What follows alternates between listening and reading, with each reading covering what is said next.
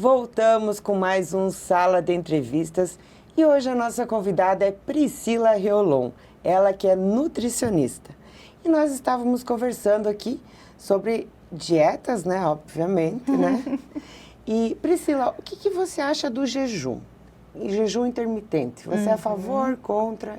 Eu faço às vezes. Sim, então assim, as dietas mais restritivas dependem sempre de cada paciente, né? Então a gente sempre vai avaliar cada caso.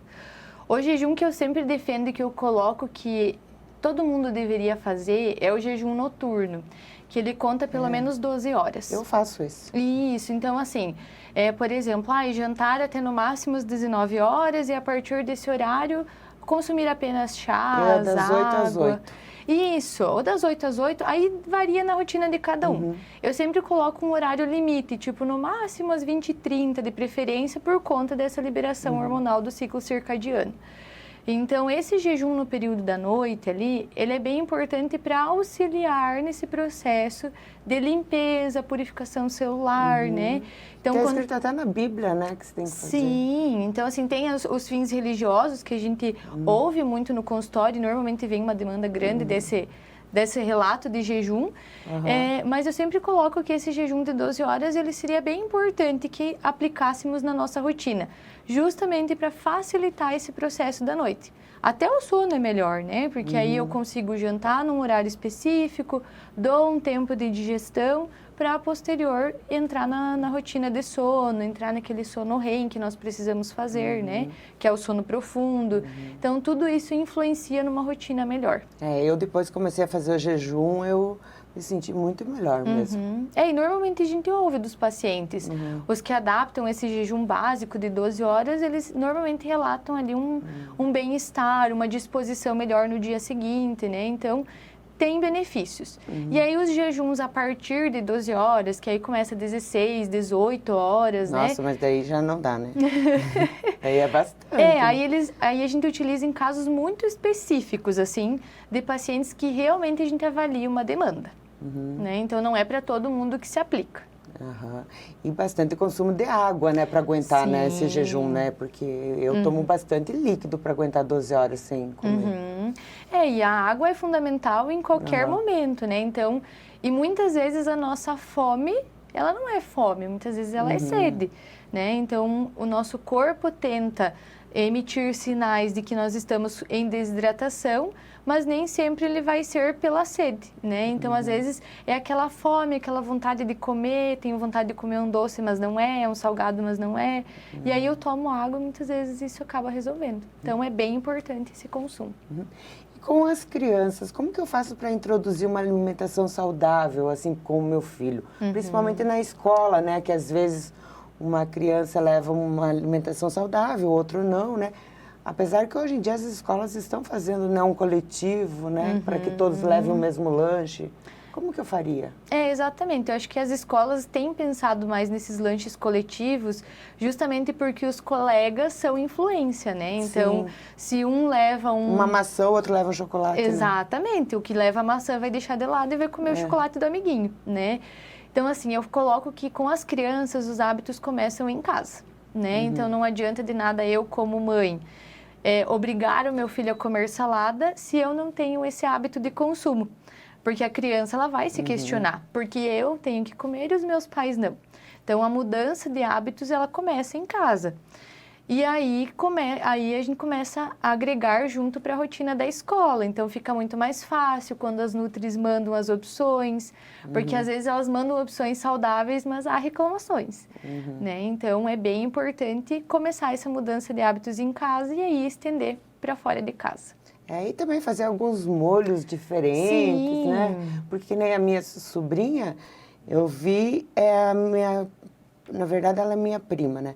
Ela falou, coma a salada, cheia de vinagre, um monte de coisa. Eu falei assim, mas lógico que essa criança não vai comer, olha o tanto de vinagre que tem essa salada. Faz um molho gostosinho, né? E às vezes a criança, ela nem quer nenhum tempero, né? Eu já recebi, assim, algumas reclamações de crianças no consultório que, ela gosta de comer repolho, mas a mãe sempre tempera com vinagre e por isso ela não come. Então, assim, sempre tentar ouvir a criança, né? Deixar aquilo atrativo também pelo que Porque ela o paladar gosta de dela comer. é diferente do nosso, né? Sim, exatamente. Ela não gosta do azedo, né? Sim, cada pessoa tem uma preferência de paladar. Então, é muito importante respeitar, ouvir o que a criança quer. Porque muitas vezes não é que ela não quer comer, é que às vezes não foi preparado da forma como ela gostaria de consumir. Sim. Eu amo comer saudável, verdade. Adoro arroz integral, salada, sementes e tal. Só que a minha alimentação é péssima. Como pastel, coxinha, e me sinto mal comendo isso. Por quê? Porque não tenho tempo, não tenho vontade de fazer, sinto preguiça, compro e jogo fora porque estrago. Como que eu faria para ter uma rotina assim corrida, mas ter uma alimentação saudável? Organização. Ah, legal. Eu acho que essa é uma das palavras que definem, assim, sabe? A gente deve organizar a nossa rotina, né? Então, posso comprar verduras no início da semana, deixar tudo higienizado, né? O segredo das folhas é deixá-las bem sequinhas antes de armazenar em um potinho fechado, né?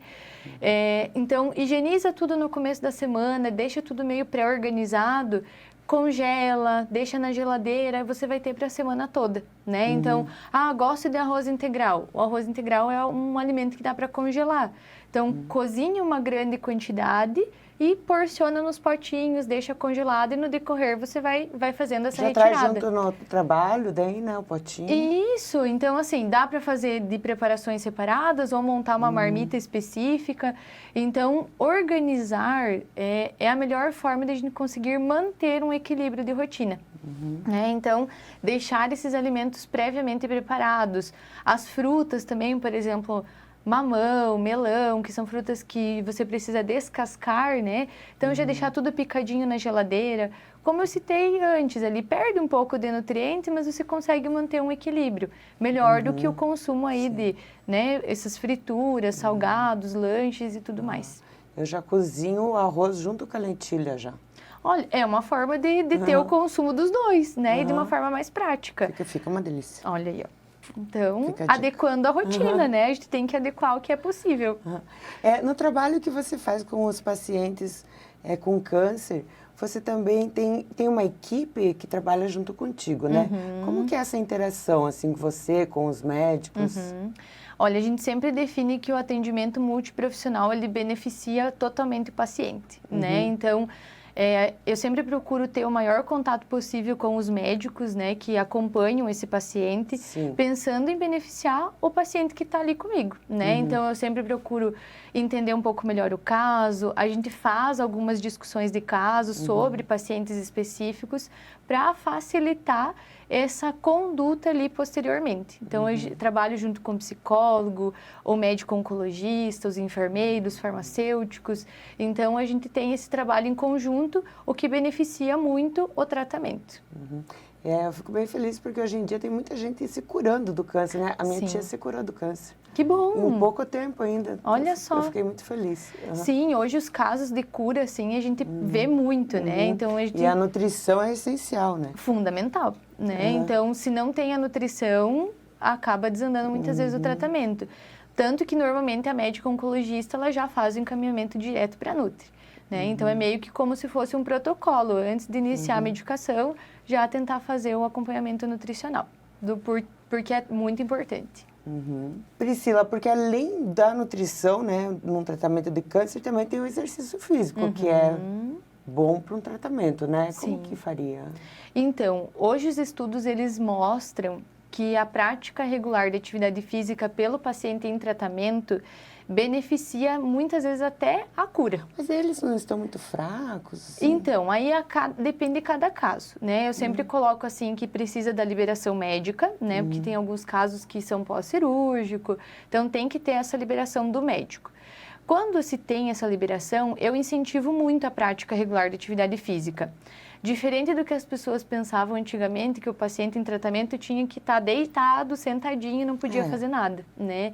Então, hoje a gente coloca que o exercício, ele traz benefícios e alguns estudos mostram que ele diminui até os efeitos colaterais após as aplicações de quimioterapia. Porque são péssimos, né? Exatamente. E a gente já teve casos que, dentro do nosso âmbito de atendimento, que de pacientes que mantiveram a prática regular de atividade física em protocolos que tinham muitos efeitos colaterais e o paciente não teve nada.